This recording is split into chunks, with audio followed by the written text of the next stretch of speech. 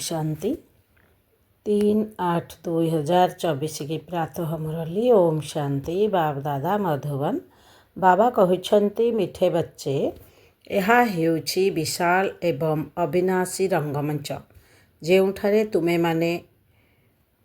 ମାନେ आत्मा माने अभिनय करने बंधायमान अट।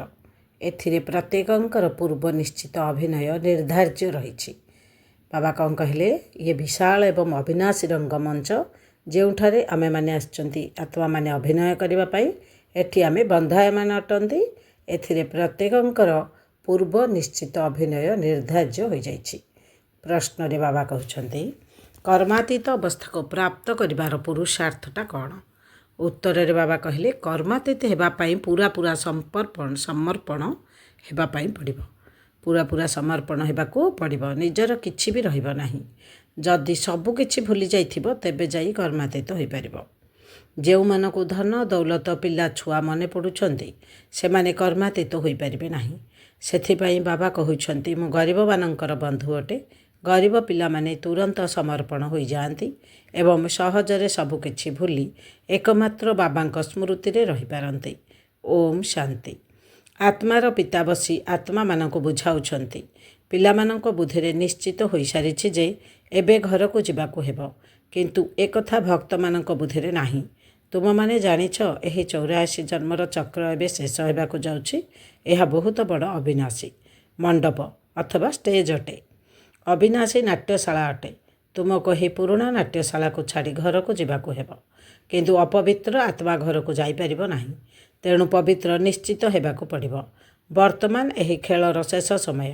ଅସରନ୍ତି ଦୁଃଖର ଏବେ ଅନ୍ତିମ ସମୟ। ଏସବୁ ମାୟାର ଆଡ଼ମ୍ବର ଅଟେ, ଯାହାକୁ ମନୁଷ୍ୟମାନେ ସ୍ୱର୍ଗ ବୋଲି ଭାବୁଛନ୍ତି। କେତେ କୋଠା ବାଡ଼ି ମୋଟର ଆଦି ରହିଛି, ଯାହାକୁ ମାୟାର ପ୍ରତିଯୋଗିତା ବୋଲି କୁହାଯାଇଛି। ନର୍କର ସ୍ୱର୍ଗ ସହିତ ପ୍ରତିଯୋଗିତା ଚାଲିଛି। ଏସବୁ ଅଳ୍ପ ସମୟର ସୁଖ ଡ୍ରାମା ଅନୁସାରେ ଏହା ହେଉଛି ମାୟାର ପ୍ରଲୋଭନ। ବର୍ତ୍ତମାନ କେତେ ଢେର ମନୁଷ୍ୟ ଅଛନ୍ତି। ପ୍ରଥମେ ତ କେବଳ ଆଦି ସନାତନ ଦେବୀ ଦେବତା ଧର୍ମ ହିଁ ଥିଲା। ଏବେ ତ ଏହି ନାଟ୍ୟଶାଳା ପୁରା ଭରପୁର ହୋଇଗଲାଣି। ବର୍ତ୍ତମାନ ଏହି ଚକ୍ର ଶେଷ ହେବାକୁ ଯାଉଛି। ସମସ୍ତେ ତମ ପ୍ରଧାନ ହୋଇଯାଇଛନ୍ତି। ସୃଷ୍ଟି ମଧ୍ୟ ତମ ପ୍ରଧାନ ହୋଇଯାଇଛି। ପୁଣି ସତ୍ଵ ପ୍ରଧାନ ହେବ। ସାରା ସୃଷ୍ଟି ନୂଆ ହେବା ଦରକାର ନା। ନୂଆରୁ ପୁରୁଣା, ପୁରୁଣାରୁ ନୂଆ ଅଗଣିତ ଥର ହୋଇ ଆସିଛି। ଏହା ଅନାଦି ଖେଳ ଅଟେ ନା। ଏହା କେବେ ଆରମ୍ଭ ହେଲା ଏକଥା କେହି କହିପାରିବେ ନାହିଁ। ଏହା ଅନାଦି ଚାଲି ଆସୁଛି। ଏକଥା ମଧ୍ୟ ତୁମେ ହିଁ ଜାଣିଛ, ଯାହା ଅନ୍ୟ କେହି ବି ଜାଣିନାହାନ୍ତି। ତୁମେମାନେ ମଧ୍ୟ ଏହି ଜ୍ଞାନ ପ୍ରାପ୍ତ କରିବା ପୂର୍ବରୁ କିଛି ବି ଜାଣିନଥିଲ। ଏକଥା ଦେବତାମାନେ ମଧ୍ୟ ଜାଣିନାହାନ୍ତି। କେବଳ ତୁମେ ପୁରୁଷୋତ୍ତମ ସଙ୍ଗମଯୋଗୀ ବ୍ରାହ୍ମଣ ହିଁ ଜାଣିଛ। ପୁଣି ଏହି ଜ୍ଞାନ ପ୍ରାୟ ଲୋପ ହୋଇଯିବ। ବାବା ଆମକୁ ସୁଖଧାମର ମାଲିକ କରାଇଲେ, ଆଉ ବାକି କ'ଣ ଦରକାର? ବାବାଙ୍କ ଠାରୁ ଯାହା ପାଇବାର ଥିଲା ପାଇଗଲୁ, ବାକି ଆଉ କିଛି ଦରକାର ନାହିଁ। ତେଣୁ ବାବା ବୁଝାଉଛନ୍ତି, ପିଲାମାନେ ତୁମମାନେ ହିଁ ସବୁଠାରୁ ଅଧିକ ପତିତ ହୋଇଛ। ପ୍ରଥମେ ତୁମମାନେ ହିଁ ଅଭିନୟ କରିବା ପାଇଁ ଆସୁଛ। ତେଣୁ ତୁମମାନଙ୍କୁ ହିଁ ପ୍ରଥମେ ଯିବାକୁ ହେବ। ଏହା ଚକ୍ର ଅଟେ ନା। ପ୍ରଥମେ ତୁମେ ହିଁ ମାଳାରେ ଗୁନ୍ଥା ହେବ। ଏହା ରୁଦ୍ରମାଳା ଅଟେ ନା। ଏହି ମାଳାରେ ସାରା ଦୁନିଆର ମନୁଷ୍ୟ ଗୁନ୍ଥା ହୋଇଛନ୍ତି। ସୂତାରୁ ବାହାରି ପରମଧାମ ଚାଲିଯିବେ, ପୁଣି ଏହିପରି ଆସି ରୁଦ୍ରମାଳାରେ ଗୁନ୍ଥା ହେବେ। ଏହା ବହୁତ ବଡ଼ ମାଳା ଅଟେ। ଶିବ ବାବାଙ୍କର କେତେ ଢେର ସନ୍ତାନ ଅଛନ୍ତି। ପ୍ରଥମେ ତୁମେ ଦେବତାମାନେ ଆସୁଛ। ଏହା ବେହଦ୍ର ମାଳା, ଯେଉଁଥିରେ ସମସ୍ତେ ମଣି ସମାନ ଗୁନ୍ଥା ହୋଇଛନ୍ତି। ରୁଦ୍ରମାଳା ଏବଂ ବିଷ୍ଣୁଙ୍କ ମାଳାର ଗାୟନ କରାଯାଇଛି। ପ୍ରଜାପିତା ବ୍ରହ୍ମାଙ୍କର କୌଣସି ମାଳା ନାହିଁ। ବ୍ରହ୍ମା କୁମାର କୁମାରୀମାନଙ୍କର ମାଳା ହୋଇ ନଥାଏ, କାହିଁକି ନା ତୁମର ଉନ୍ନତି ଅବନ୍ନତି ହେଉଛି। ପୁଣି ତୁମେମାନେ ହାରି ମଧ୍ୟ ଯାଉଛ। ବାରମ୍ବାର ତୁମକୁ ମାୟା ତଳେ ପକାଇ ଦେଉଛି। ସେଥିପାଇଁ ବ୍ରାହ୍ମଣମାନଙ୍କର ମାଳା ନାହିଁ। ଯେତେବେଳେ ତୁମମାନେ ପୁରା ପାସ୍ ହୋଇଯାଉଛ, ସେତେବେଳେ ବିଷ୍ଣୁଙ୍କର ମାଳା ହେଉଛ। ଏପରି ଭାବରେ ପ୍ରଜାପିତା ବ୍ରହ୍ମାଙ୍କର ମଧ୍ୟ ବଂଶାବଳୀ ରହିଛି। ତୁମେ ପାସ୍ ହୋଇଯିବା ପରେ କହିପାରିବେ ଯେ ବ୍ରହ୍ମାଙ୍କର ମଧ୍ୟ ମାଳା ରହିଛି। ବଂଶାବଳୀ ରଚନା ହୋଇଛି।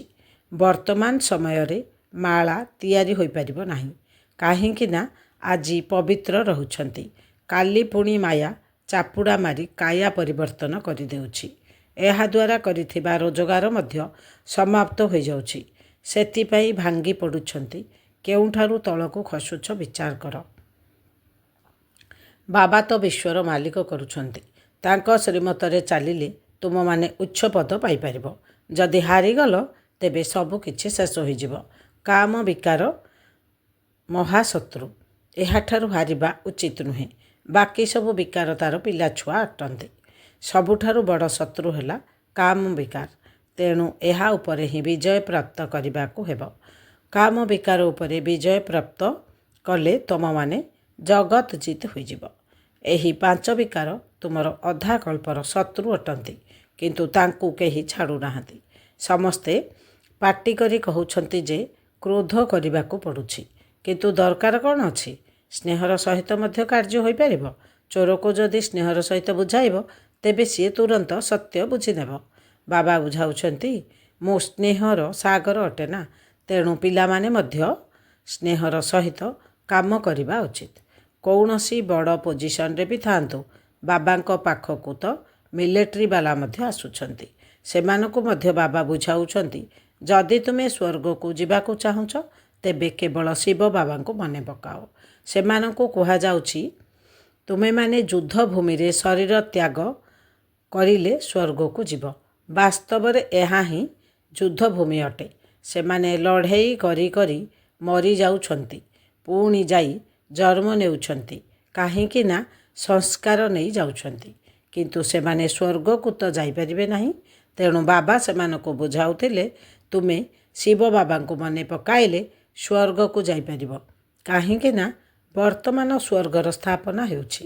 ଶିବ ବାବାଙ୍କ ସ୍ମୃତି ଦ୍ୱାରା ବିକର୍ମ ବିନାଶ ହେବ। ଯଦି ଏହି ଜ୍ଞାନକୁ ଟିକିଏ ବି ବୁଝିଗଲେ ତେବେ ଏହି ଅବିନାଶୀ ଜ୍ଞାନର ବିନାଶ ହେବ ନାହିଁ। ତୁମମାନେ ମେଳା ଆଦି କରୁଛ, ତେଣୁ ପ୍ରଜା ହେଉଛନ୍ତି। ତୁମେ ଆତ୍ମିକ ସେନା ଅଟ ନା। ଏଥିରେ କମାଣ୍ଡର, ମେଜର ଆଦି କମ୍ ହୋଇଥାନ୍ତି। ପ୍ରଜା ତ ବହୁତ ହେବେ। ଯିଏ ଭଲ ଭାବରେ ବୁଝାଇଥାନ୍ତି ସିଏ ଭଲ ପଦ ପାଇବେ। ଏଥିରେ ମଧ୍ୟ ପ୍ରଥମ, ଦ୍ୱିତୀୟ, ତୃତୀୟ ଶ୍ରେଣୀ ରହିଛି। ତୁମେମାନେ ଶିକ୍ଷା ଦେଇ ଚାଲିଛ। କେହି କେହି ତ ବିଲକୁଲ ତୁମ ଭଳି ହୋଇଯାଉଛନ୍ତି। କେହି ପୁଣି ସବୁଠାରୁ ଉପରକୁ ମଧ୍ୟ ଯାଉଛନ୍ତି। ଦେଖାଯାଏ ଜଣେ ଅନ୍ୟ ଜଣଙ୍କଠାରୁ ଉନ୍ନତି କରିବାକୁ ଚାଲୁଛନ୍ତି। ନୂଆ ନୂଆ ମାନେ ମଧ୍ୟ ପୁରୁଣାମାନଙ୍କଠାରୁ ଆଗକୁ ଚାଲି ଯାଉଛନ୍ତି। ଯଦି ବାବାଙ୍କ ସହିତ ପୁରା ଯୋଗ ଲାଗିଗଲା ତେବେ ବହୁତ ଉନ୍ନତି କରିବେ। ସବୁକିଛି ଯୋଗ ଉପରେ ଆଧାରିତ। ଏହି ଜ୍ଞାନ ତ ବହୁତ ସହଜ। ତୁମେମାନେ ଅନୁଭବ ମଧ୍ୟ କରୁଥିବ, ବାବାଙ୍କୁ ୟାଦ କରିବାରେ ହିଁ ବିଘ୍ନ ପଡ଼ିଥାଏ। ବାବା କହୁଛନ୍ତି ଭୋଜନ ମଧ୍ୟ ୟାଦରେ ରହି ଖାଅ। କିନ୍ତୁ କେହି 2 ମିନିଟ୍ 5 ମିନିଟ୍ ଯୋଗରେ ରହୁଛନ୍ତି। ସାରା ସମୟ ଯୋଗଯୁକ୍ତ ହୋଇ ରହିବା ବହୁତ ମୁସ୍କିଲ। ମାୟା କେଉଁଠାକୁ ନା କେଉଁଠାକୁ ବୁଦ୍ଧିକୁ ଉଡ଼ାଇ ନେଇ ଭୁଲାଇ ଦେଉଛି। ଏକମାତ୍ର ବାବାଙ୍କ ବିନା ଯେତେବେଳେ ଆଉ କାହାର ୟାଦ ରହିବ ନାହିଁ, ତେବେ ଯାଇ କର୍ମାତୀତ ଅବସ୍ଥା ହେବ। ଯଦି କିଛି ବି ନିଜର ଥିବ ତେବେ ତାହା ନିଶ୍ଚିତ ମନେ ପଡ଼ିବ। କିଛି ବି ମନେ ନ ପଡ଼ୁ। ଏହି ବାବା ଏହାର ଉଦାହରଣ ଅଟନ୍ତି। ୟାଙ୍କର କ'ଣ ମନେ ପଡ଼ିବ? ତାଙ୍କର କ'ଣ କେହି ପିଲାଛୁଆ, ଧନ ସମ୍ପତ୍ତି ଆଦି ଅଛି? କେବଳ ତୁମେମାନେ ହିଁ ମନେ ପଡ଼ୁଛ। ତୁମମାନେ ତ ବାବାଙ୍କୁ ନିଶ୍ଚିତ ମନେ ପଡ଼ିବ। କାହିଁକି ନା ବାବା ଆସିଛନ୍ତି ତୁମମାନଙ୍କର କଲ୍ୟାଣ କରିବା ପାଇଁ। ବାବା ତ ସମସ୍ତଙ୍କୁ ମନେ ପକାଉଛନ୍ତି, କିନ୍ତୁ ବୁଦ୍ଧି ଫୁଲମାନଙ୍କ ଆଡ଼କୁ ହିଁ ଚାଲିଯାଉଛି। ଅନେକ ପ୍ରକାରର ଫୁଲ ଥାଆନ୍ତି। ବିନା ସୁଗନ୍ଧର ଫୁଲ ମଧ୍ୟ ରହିଛନ୍ତି। ଏହା ଏକ ବଗିଚା ଅଟେ ନା। ବାବାଙ୍କୁ ବାଗବାନ ବା ବଗିଚାର ମାଲିକ, ମାଳି ମଧ୍ୟ କହୁଛନ୍ତି। ଏ କଥା ତ ତୁମେମାନେ ଜାଣିଛ।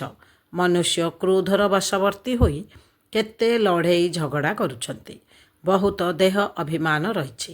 ବାବା ବୁଝାଉଛନ୍ତି, କେବେ କେହି କ୍ରୋଧ କଲେ ଶାନ୍ତ ହୋଇ ରହିବା ଉଚିତ। କ୍ରୋଧ ମଧ୍ୟ ଏକ ଭୂତ ନା। ଭୂତ ପାଖରେ ଶାନ୍ତିରେ ଉତ୍ତର ଦେବା ଉଚିତ। ସର୍ବଶାସ୍ତ୍ରମୟୀ ଶିରୋମଣି ଶ୍ରୀମଦ୍ ଭାଗବତ ଗୀତା ହେଲା ଈଶ୍ୱରୀୟ ମତ। ଈଶ୍ୱରୀୟ ମତ, ଆସୁରୀ ମତ ଏବଂ ଦୈବୀ ମତ ବିଷୟରେ ଏକମାତ୍ର ଈଶ୍ୱର ହିଁ ଆସି ବୁଝାଉଛନ୍ତି।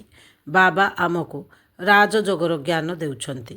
ପୁଣି ଏହି ଜ୍ଞାନ ଗୁପ୍ତ ହୋଇଯିବ। ତୁମେ ରାଜାମାନଙ୍କର ରାଜା ହୋଇଗଲ।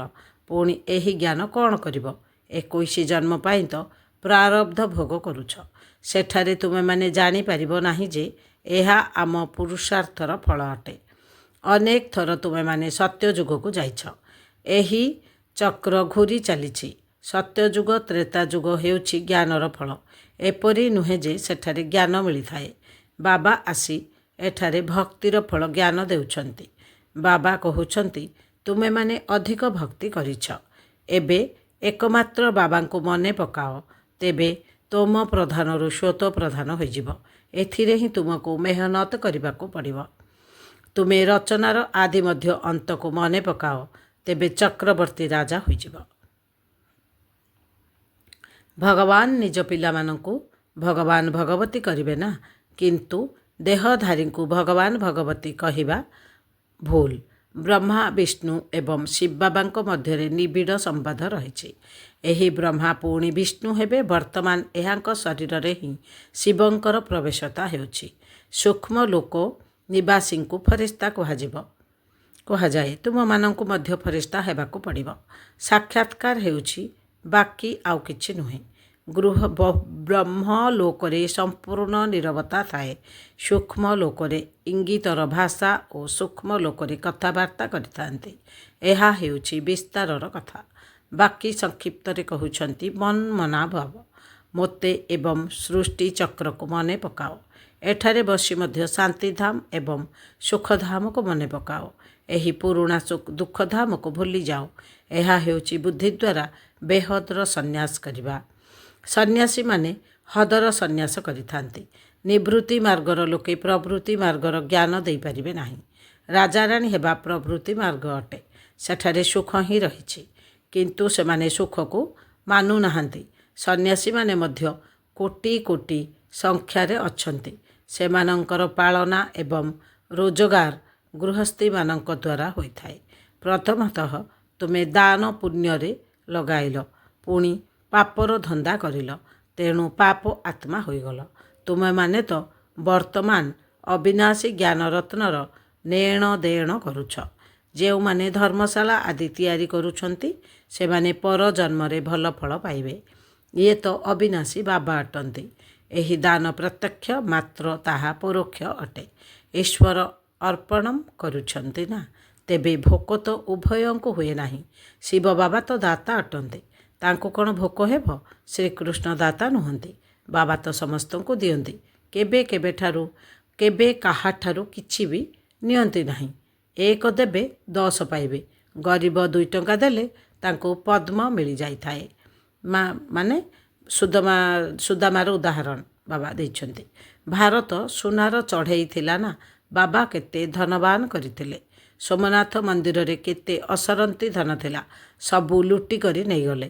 ବହୁତ ବଡ଼ ବଡ଼ ହୀରା ନୀଳା ଥିଲା, ଏବେ ତ ତାହା ଦେଖିବାକୁ ମଧ୍ୟ ମିଳୁନାହିଁ।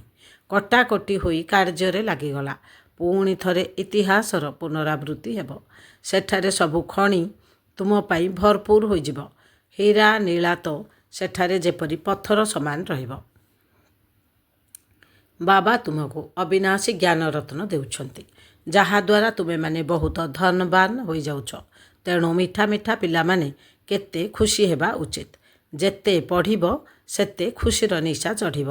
ବଡ଼ ପରୀକ୍ଷାରେ ପାସ୍ କଲେ ବୁଦ୍ଧିରେ ରହିଥାଏ ନା, ଏହି ପରୀକ୍ଷାରେ ପାସ୍ କରି ଏହିଭଳି ପଦ ପାଇବି। ତୁମମାନେ ମଧ୍ୟ ଜାଣିଛ ଇଏ ଦେବତା ହେବେ। ଏହା ତ ବଡ଼ ଚିତ୍ର ଅଟେ, ଏହା ତ ଜଡ଼ ଚିତ୍ର ଅଟେ। ଆମେ ଏଠାରେ ଚୈତନ୍ୟରେ ରହିବୁ। ଏହି ଚିତ୍ର ଯାହାକୁ ତୁମେ ତିଆରି କରିଛ ତାହା କେଉଁଠାରୁ ଆସିଲା? ଦିବ୍ୟ ଦୃଷ୍ଟିରେ ତୁମେ ଦେଖି ଆସିଛ ନା। ଏହି ଚିତ୍ର ବହୁତ ଆଶ୍ଚର୍ଯ୍ୟଜନକ ଅଟେ। କେହି ଭାବୁଛନ୍ତି ଏହାକୁ ବ୍ରହ୍ମା ତିଆରି କରିଛନ୍ତି। ଯଦି ଇଏ କାହାଠାରୁ ଶିଖିଥାନ୍ତେ ତେବେ କ'ଣ ଜଣେ ଶିଖିଥାନ୍ତେ? ଅନ୍ୟମାନେ ମଧ୍ୟ ଶିଖିଥାନ୍ତେ ନା। ଇଏ କହୁଛନ୍ତି ମୁଁ କିଛି ବି ଶିଖିନାହିଁ। ଏସବୁ ବାବା ଦିବ୍ୟ ଦୃଷ୍ଟି ଦ୍ୱାରା କରାଇଛନ୍ତି। ଏହି ଚିତ୍ର ସବୁ ଶ୍ରୀମତ୍ ଆଧାରରେ ତିଆରି ହୋଇଛି, ମନୁଷ୍ୟ ମତ ଦ୍ୱାରା ହୋଇନାହିଁ। ପୁଣି ସବୁ କିଛି ସମାପ୍ତ ହୋଇଯିବ, ଚିହ୍ନ ବର୍ଣ୍ଣ ବି ରହିବ ନାହିଁ। ବର୍ତ୍ତମାନ ଏହି ସୃଷ୍ଟିର ଅନ୍ତ ହେବ।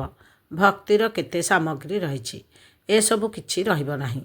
ନୂଆ ଦୁନିଆରେ ସବୁ କିଛି ନୂଆ ହେବ। ତୁମେମାନେ ଅନେକ ଥର ସ୍ୱର୍ଗର ମାଲିକ ହୋଇଛ। ପୁଣି ମାୟା ତୁମକୁ ହରାଇ ଦେଉଛି। ବିକାରକୁ ମାୟା କୁହାଯାଉଛି, ଧନକୁ ନୁହେଁ। ତୁମମାନେ ରାବଣର ଜଞ୍ଜିରରେ ଅଧା କଳ୍ପରୁ ବନ୍ଧା ହୋଇଥିଲ। ରାବଣ ସବୁଠାରୁ ପୁରୁଣା ଶତ୍ରୁ ଅଟେ। ଅଧା କଳ୍ପ ରାବଣର ରାଜ୍ୟ ଚାଲିଛି। ଲକ୍ଷ ଲକ୍ଷ ବର୍ଷ କହିଦେଉଛନ୍ତି, ତେଣୁ ପୁଣି ଅଧା ଅଧାର ହିସାବ ବାହାରୁ ନାହିଁ। କେତେ ଫରକ ହୋଇଯାଉଛି। ତୁମମାନଙ୍କୁ ବାବା କହିଛନ୍ତି ସାରା କଳ୍ପର ଆୟୁଷ 5000 ବର୍ଷ, 84 ଲକ୍ଷ ଯୋନିତ ହେବ ନାହିଁ। ଏସବୁ କାହାଣୀ ଅଟେ। ସୂର୍ଯ୍ୟବଂଶୀ ଚନ୍ଦ୍ରବଂଶୀ ଦେବୀ ଦେବତା କ'ଣ ଏତେ ଲକ୍ଷ ବର୍ଷ ରାଜ୍ୟ କରୁଥିଲେ କି? ଏଥିରେ ବୁଦ୍ଧି କାମ କରୁନାହିଁ। ସନ୍ନ୍ୟାସୀମାନେ ଭାବୁଛନ୍ତି ଏବେ ଯଦି ଆମେ ନିଜକୁ ଭୁଲ ବୋଲି ମାନିନେବୁ, ତେବେ ଆମର ସବୁ ଶିଷ୍ୟ ଆମକୁ ଛାଡ଼ିଦେବେ, ଆନ୍ଦୋଳନ ହୋଇଯିବ। ସେଥିପାଇଁ ଏବେ ସେମାନେ ତୁମମାନଙ୍କର ମତକୁ ସ୍ୱୀକାର କରି ନିଜର ଗଦି ଛାଡ଼ିବେ ନାହିଁ। ତେବେ ଅନ୍ତିମ ସମୟରେ କିଛି ବୁଝିବେ, କିନ୍ତୁ ବର୍ତ୍ତମାନ ନୁହେଁ। ଯେଉଁମାନେ ସାହୁକାର ସେମାନେ ଏହି ଜ୍ଞାନ ନେବେ ନାହିଁ। ବାବା କହୁଛନ୍ତି, ମୁଁ ଦୀନବନ୍ଧୁ ଅଟେ। ସାହୁକାର ଲୋକମାନେ କେବେ ସମର୍ପଣ ହୋଇ କର୍ମାତୀତ ଅବସ୍ଥାକୁ ପ୍ରାପ୍ତ କରିବେ ନାହିଁ। ସାହୁକାର ଲୋକମାନେ କେବେ ସମର୍ପଣ ହୋଇ କର୍ମାତୀତ ଅବସ୍ଥାକୁ ପ୍ରାପ୍ତ କରିବେ ନାହିଁ। ବାବା ତ ବଡ଼ ଜବରଦସ୍ତ ବ୍ୟାପାରୀ ଅଟନ୍ତି। ଗରିବମାନଙ୍କ ଠାରୁ ହିଁ ନେବେ। ଗରିବମାନଙ୍କ ଠାରୁ ହିଁ ବାବା ନେବେ। ସାହୁକାରମାନଙ୍କ ଠାରୁ ନେଲେ ପୁଣି ଦେବାକୁ ପଡ଼ିବ। ସାହୁକାରମାନେ ମଧ୍ୟ ମୁସ୍କିଲରେ ଜ୍ଞାନ ଧାରଣ କରିଥାନ୍ତି। କାହିଁକି ନା ଏଥିରେ ସବୁ କିଛି ଭୁଲିବାକୁ ପଡ଼ିଥାଏ। କିଛି ବି ପାଖରେ ରହିବ ନାହିଁ। ତେବେ ଯାଇ କର୍ମାତୀତ ଅବସ୍ଥା ହେବ। ସାହୁକାରମାନେ ତ ଭୁଲି ପାରିବେ ନାହିଁ। ତେଣୁ ଯେଉଁମାନେ କଳ୍ପ ପୂର୍ବରୁ ବର୍ଷା ନେଇଥିଲେ ସେହିମାନେ ହିଁ ନେବେ। ଆଚ୍ଛା, ମିଠା ମିଠା ଶିଖିଲଧେ ସନ୍ତାନମାନଙ୍କ ପ୍ରତି ମାତା ପିତା ବାପଦାଦାଙ୍କର ମଧୁର ସ୍ନେହ ସମ୍ପନ୍ନ ଶୁଭେଚ୍ଛା ଏବଂ ସୁପ୍ରଭାତ। ଆତ୍ମିକ ପିତାଙ୍କର ଆତ୍ମିକ ସନ୍ତାନମାନଙ୍କୁ ନମସ୍ତେ। ପ୍ରଥମ ପଏଣ୍ଟରେ ବାବା କହିଲେ, ଧାରଣା ପାଇଁ ପ୍ରଥମ ପଏଣ୍ଟ ବାବାଙ୍କର, ଯେପରି ବାବା ସ୍ନେହର ସାଗର ଅଟନ୍ତି, ସେହିପରି ମାଷ୍ଟର ସ୍ନେହର ସାଗର ହୋଇ ସ୍ନେହ ଆଧାରରେ କାର୍ଯ୍ୟ କରିବାକୁ ହେବ। କ୍ରୋଧର ବଶୀଭୂତ ହୋଇ ନୁହେଁ। ଯଦି କେହି କ୍ରୋଧ କରୁଛି, ତେବେ ତୁମକୁ ଶାନ୍ତ ରହିବାକୁ ହେବ। ଦ୍ୱିତୀୟ ପଏଣ୍ଟରେ ବାବା କହୁଛନ୍ତି, ବୁଦ୍ଧି ଦ୍ୱାରା ଏହି ପୁରୁଣା ଦୁଃଖର ଦୁନିଆକୁ ଭୁଲି ବେହଦର ସନ୍ନ୍ୟାସୀ ହେବାକୁ ପଡ଼ିବ। ଶାନ୍ତିଧାମ ଏବଂ ସୁଖଧାମକୁ ମନେ ପକାଇବାକୁ ପଡ଼ିବ। ଅବିନାଶୀ ଜ୍ଞାନ ରତ୍ନର ଆଦାନ ପ୍ରଦାନ କରିବାକୁ ହେବ। ବରଦାନରେ ବାବା କହିଲେ, ବିକାର ରୂପୀ ବିଷଧର ସାପଗୁଡ଼ିକୁ ଗଳାର ମାଳା କରୁଥିବା ଶଙ୍କର ଭଳି ତପସ୍ୱୀ ମୂରତ ହୁଅ। ବିସ୍ତାରରେ ବାବା କହୁଛନ୍ତି, ଏହି 5 ବିକାର ଗୁଡ଼ିକ ଯାହାକି ଲୋକମାନଙ୍କ ପାଇଁ ବିଷଧର ସାପ ଅଟନ୍ତି, ସେହି ସାପଗୁଡ଼ିକ ତୁମ ଭଳି ଯୋଗୀ ବା ପ୍ରୟୋଗୀ ଆତ୍ମାଙ୍କର ଗଳାର ମାଳା ହୋଇଯାଆନ୍ତେ। ଏହା ତୁମ ବ୍ରାହ୍ମଣମାନଙ୍କର ବା ବ୍ରହ୍ମା ବାବାଙ୍କର ଅଶରୀରୀ ତପସ୍ୱୀ ଶଙ୍କର ସ୍ୱରୂପର ସ୍ମାରକୀ ଆଜି ପର୍ଯ୍ୟନ୍ତ ମଧ୍ୟ ପୂଜା ପାଉଛି। ଦ୍ୱିତୀୟରେ ଏହି ସାପଗୁଡ଼ିକ ଖୁସିରେ ନାଚିବାର ମଞ୍ଚ ପାଲଟି ଯାଉଛନ୍ତି। ତୁମମାନଙ୍କର ଏହି ସ୍ଥିତିକୁ ନାଚିବାର ମଞ୍ଚ ରୂପରେ ଦେଖାଇଛନ୍ତି। ତେଣୁ ଯେତେବେଳେ ବିକାର ଗୁଡ଼ିକ ଉପରେ ଏହିଭଳି ବିଜୟ ପ୍ରାପ୍ତ କରିବ, ସେତେବେଳେ କୁହାଯିବ ତପସ୍ୱୀ ମୂରତ ପ୍ରୟୋଗୀ ଆତ୍ମା। ସ୍ଲୋଗାନ, ଯାହାର ସ୍ୱଭାବ ମିଠା ଏବଂ ଶାନ୍ତଚିତ୍ତ ଅଟେ, ତା ଉପରେ କ୍ରୋଧର ଭୂତ ଆକ୍ରମଣ କରିପାରିବ ନାହିଁ। ସ୍ଲୋଗାନରେ ବାବା କହିଲେ, ଯାହାର ସ୍ୱଭାବ ମିଠା ଏବଂ ଶାନ୍ତଚିତ୍ତ ଅଟେ, ତା ଉପରେ କ୍ରୋଧର ଭୂତ ଆକ୍ରମଣ କରିପାରିବ ନାହିଁ। ଓମ୍ ଶାନ୍ତି, ଓମ୍ ଶାନ୍ତି।